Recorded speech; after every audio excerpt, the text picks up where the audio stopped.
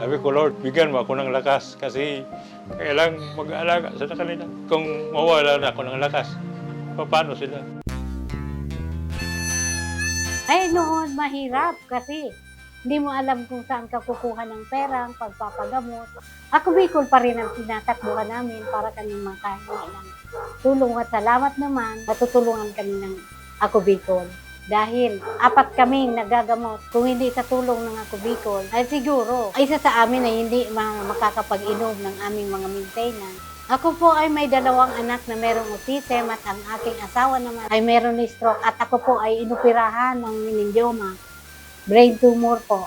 Ang laki ng naitulong sa amin ng Ako Bicol. Hindi namin makakalimutan yun. 2 ospital ang binayaran ng Ako Bicol sa kanya.